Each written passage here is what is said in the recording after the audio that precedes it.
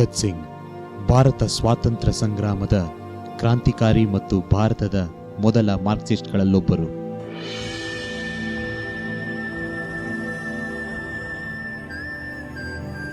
ಜಲಿಯನ್ ವಾಲಾ ಬಾಗ್ ದುರಂತದಿಂದ ಪ್ರಭಾವಿತರಾದ ಇವರು ಬಾಲ್ಯದಲ್ಲೇ ಸ್ವಾತಂತ್ರ್ಯ ಸಂಗ್ರಾಮಕ್ಕೆ ಧುಮುಕಿದರು. ಕೇವಲ ರಕ್ತಪಾತವಷ್ಟೇ ಕ್ರಾಂತಿಯಲ್ಲ, ಕ್ರಾಂತಿ ಎಂದರೆ ಬರೇ ಬಾಂಬು ಪಿಸ್ತೂಲುಗಳ ಹೋರಾಟವಲ್ಲ. ಸ್ವಾತಂತ್ರ್ಯ ಎನ್ನುವುದೇ ಕ್ರಾಂತಿ. ಶೋಷಿತ ವ್ಯವಸ್ಥೆಯನ್ನು ಕಿತ್ತೊಗೆದು ಶ್ರಮಿಕರು ವಿಮೋಚನೆ ಪಡೆಯುವುದೇ ಕ್ರಾಂತಿ. ಅಪ್ಪಟ ಕ್ರಾಂತಿಯು ಎಂದಿಗೂ ಒಡೆಯರ, ಪ್ರಭುಗಳ, ಶೋಷಕರ ವಿರೋಧಿ.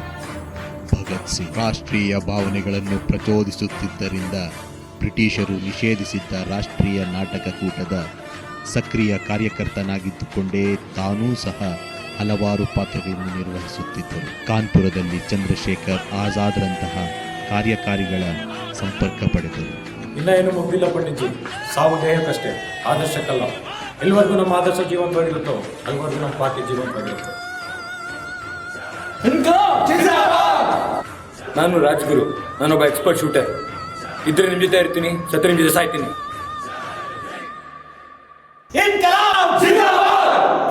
ಅಂದಿನ ಭಾರತದಲ್ಲಿ ಬಿಗಡಾಯಿಸುತ್ತಿದ್ದ ರಾಜಕೀಯ ವಿದ್ಯಮಾನಗಳ ಕುರಿತು ವರದಿ ತಯಾರಿಸಲು ಸೈಮನ್ ಅಧ್ಯಕ್ಷತೆಯ ಆಂಗ್ಲರ ಆಯೋಗವೊಂದು 1928ರ ಅಕ್ಟೋಬರ್ 30ರಂದು ಲಾಹೋರ್ ತಲುಪುವುದಿತ್ತು. ನಿಷೇಧಾಜ್ಞೆಯನ್ನು ಧಿಕ್ಕರಿಸಿ ಲಾಲಾ ಲಜಪತ್ ರಾಯರವರ ಮುಂದಾಳತ್ವದಲ್ಲಿ ಸಾಗುತ್ತಾ ಹೊರಟ ಶಾಂತಿಯುತವಾದ ಮೆರವಣಿಗೆಯತ್ತ ಪೊಲೀಸರು ಲಾಠಿ ಪ್ರಹಾರ ನಡೆಸಿದರು. ಕ್ರೋಧಾಗ್ನಿಯಿಂದ ಕುದಿಯುತ್ತಿದ್ದ ಪೊಲೀಸ್ ಮುಖ್ಯಾಧಿಕಾರಿ ಸ್ಕಾಟ್ ತಾನೇ ಮುಂದಾಗಿ ಲಜಪತ್ ರಾಯರ ತಲೆಗೆ ಅಪ್ಪಳಿಸಿ ಕ್ರೂರವಾಗಿ ಪ್ರಹಾರ ನಡೆಸಿದ್ದರಿಂದ ಅವರು ಮರಣ ಹೊಂದಿದರು. ಪೊಲೀಸ್ ಅಧಿಕಾರಿ ಸ್ಕಾಟ್ನ ಕ್ರೌರ್ಯಕ್ಕೆ ಸಮಾಧಿ ಕಟ್ಟುವ ಮೂಲಕ ಬ್ರಿಟಿಷ್ ಸಾಮ್ರಾಜ್ಯಶಾಹಿ ಪ್ರಭುತ್ವಕ್ಕೆ ಸವಾಲೆಸೆಯಲು ಹಿಂದೂಸ್ತಾನ್ ಸಮಾಜವಾದಿ ಗಣತಂತ್ರ ಸಂಘಟನೆಯು ಯೋಜನೆ ಸಿದ್ಧಪಡಿಸತೊಡಗಿತು. ದಿನ 17 December. ಇನ್ಕ್ಲಾಬ್ zindabad.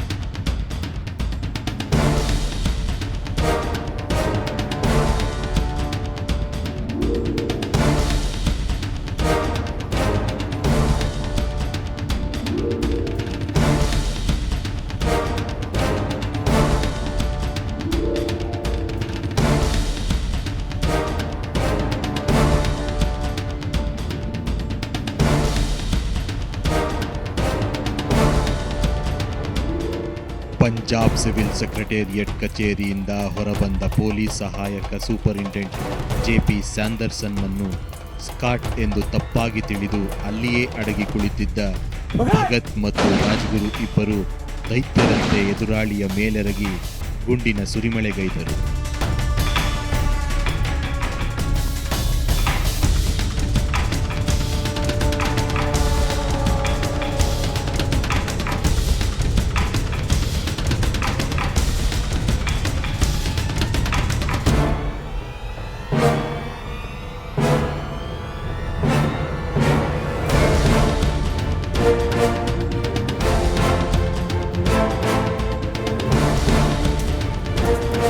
Don't leave any suspects here. Police ಅಧಿಕಾರಿಯ ಸಾವಿನಿಂದ ಎಚ್ಚೆತ್ತ ಬ್ರಿಟಿಷರು ಕೊಲೆಗೈದ ಭಗತ್ ಸಿಂಗ್ ಮತ್ತು ಅವರ ಸಹಚರರನ್ನು ಹಿಡಿಯಲೇಬೇಕೆಂದು ಪೊಲೀಸ್ ನಾಕಾಬಂದಿಯನ್ನು ಹಾಕಲಾಗಿತ್ತು. ಆದರೆ ಭಗತ್ ಸಿಂಗ್, ಚಂದ್ರಶೇಖರ್ ಆಜಾದ್ ಮತ್ತು ರಾಜ್ಗುರು ಪೊಲೀಸರ ಕಣ್ಣಿಗೆ ಮಣ್ಣೆರಚಿ ಪರಾರಿಯಾದರು. Excuse me.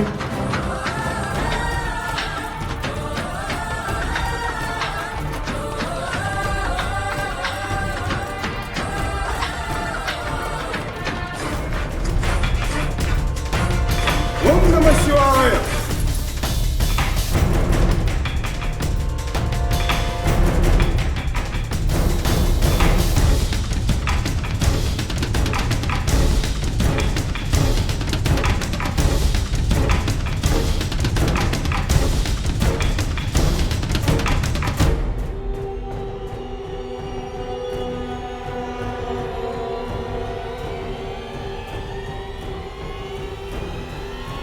ಈ ಮಧ್ಯೆ ಸಾರ್ವಜನಿಕ ರಕ್ಷಣಾ ಕಾಯ್ದೆ ಮತ್ತು ಕಾರ್ಮಿಕ ಕಾಯ್ದೆಗಳನ್ನು ಕೇಂದ್ರ ಶಾಸನ ಸಭೆಯು ಜಾರಿಗೆ ತರಲು ಸಿದ್ಧವಾಗಿತ್ತು. ಇದನ್ನು ವಿರೋಧಿಸಲು ಪಾಸ್ ಮಾಡೋ ಪ್ರಯತ್ನ ಪಡ್ತಿದ್ದಾರೆ. ಅದನ್ನು ನಾವು ವಿರೋಧಿಸ್ತೀವಿ. ಅಸೆಂಬ್ಲಿಯಲ್ಲಿ ಬಾಂಬ್ ಹಾಕಿ ಸ್ವಲ್ಪ ಸುಮ್ಮನೆ. ಆದರೆ ಭಗತ್, ಅಲ್ಲಿ ಬ್ರಿಟಿಷರ ಜೊತೆ ನಮ್ಮವರು ಇರ್ತಾರೆ.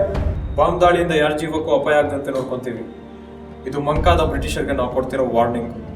ಶಭಾಷ್, ಈ ವಾರ್ನಿಂಗ್ ಅವರ ದೇಶದ ತನಕ ಹೋಗುತ್ತೆ.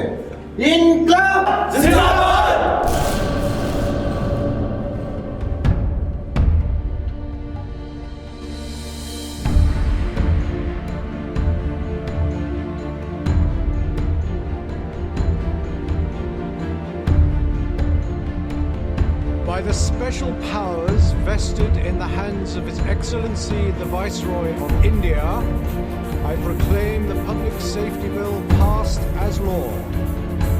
Likewise, with the same authority and powers, I proclaim the Trade Dispute Bill passed.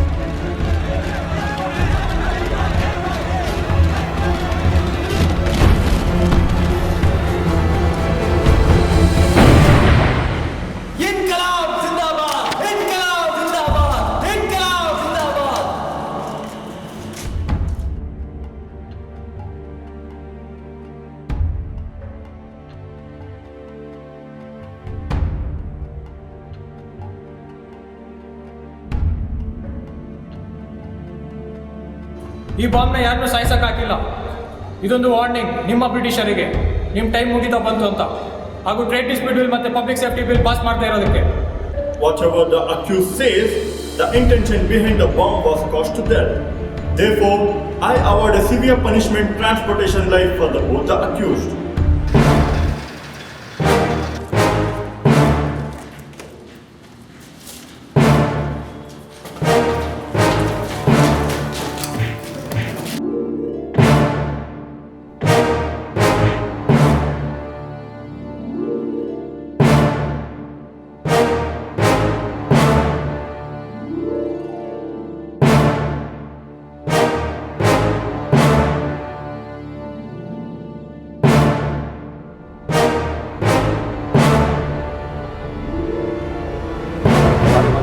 ಎಲ್ಲ ಸಡನ್ ಆಗೋಯ್ತು, ಸಿಕ್ಕಾಕೊಂಡು ಹೋಗ್ಲಿ ಬಿಡು. ನಾವೆಲ್ಲಿದ್ದೀವೋ ಅಲ್ಲಿಂದ ಹೋರಾಟ ಮಾಡೋಣ. Everyone stand in line.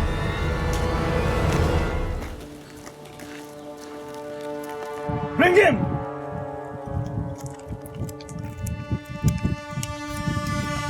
Identify them.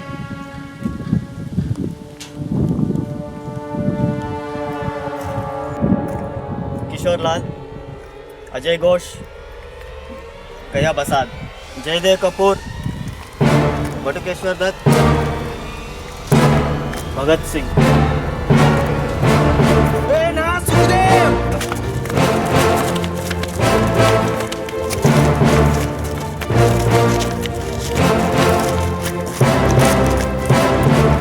मुगिತ್ತು Bhagat.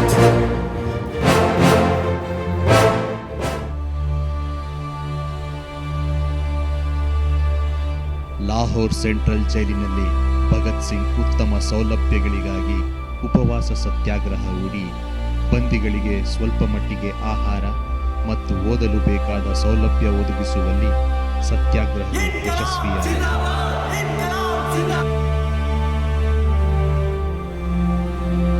Sorry your honour, ಇವನು ಯಾರು ಅಂತ ನಮ್ಗೆ ಗೊತ್ತೂ ಇಲ್ಲ. ನಿನಗೆ ಬಾಂಬ್ ಮಾಡೋಕ್ಕೂ ಬರಲ್ಲ. ಏನೋ ನನಗೆ ಬಾಂಬ್ ಮಾಡಕ್ ಬರಲ್ವಾ? ನಿನಗೆ ಬಾಂಬ್ ಮಾಡಕ್ ಬಂದ್ರೆ ಬಾಂಬ್ ಮಾಡಕ್ ಏನೆಲ್ಲ ಬೇಕಂತ ಹೇಳು. ಹೇಳ್ತೀನಿ.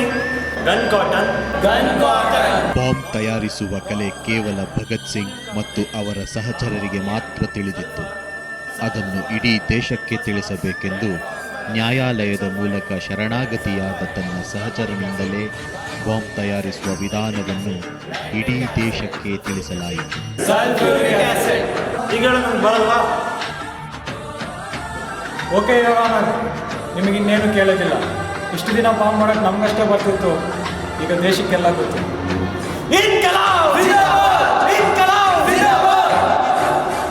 ನ್ಯಾಯಾಲಯದಲ್ಲಿ ಭಗತ್ ಸಿಂಗ್ರ ಸಹಚರರು ಮಾಡಿದ ಅಸಭ್ಯ ವರ್ತನೆಯಿಂದ ಪ್ರೇರಿತರಾಗಿ ಮುಖ್ಯ ನ್ಯಾಯಾಧೀಶರು ಖಾಲಿ ನ್ಯಾಯಾಲಯದಲ್ಲಿ ಭಗತ್ ಸಿಂಗ್, ಸುಖದೇವ್ ಮತ್ತು ರಾಜ್ಗುರುರನ್ನು ಗಲ್ಲಿಗೇರಿಸುವ ತೀರ್ಪನ್ನು ನೀಡಿ Sukhdev, Rajguru, Bhagat Singh, all three to be hanged by their neck till they are dead. Thank you sir.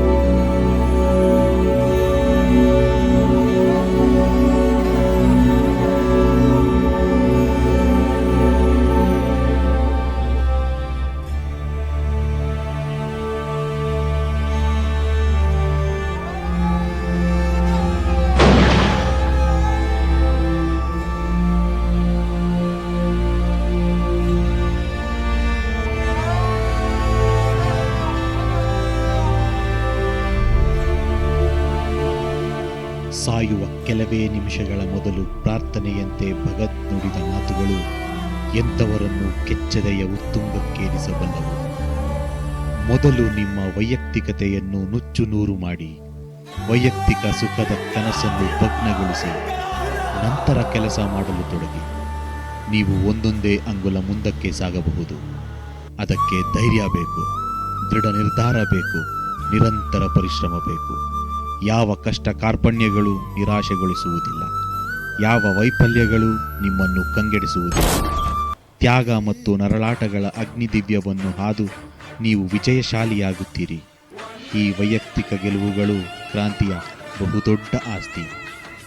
ಪ್ರಸ್ತುತ ನಮ್ಮ ದೇಶದ ಪರಿಸ್ಥಿತಿಗೆ ಭಗತ್ ಸಿಂಗ್ರಂತಹ ಕ್ರಾಂತಿಕಾರಿಗಳ ಅತ್ಯವಶ್ಯಕತೆ ಇದೆ.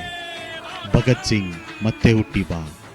ಇನ್ಕಿಲಾಬ್ ಜಿಂದಾಬಾದ್, ಹಿಂದೂಸ್ತಾನ್ ಚಿರಾಯುವಾಗಲಿ.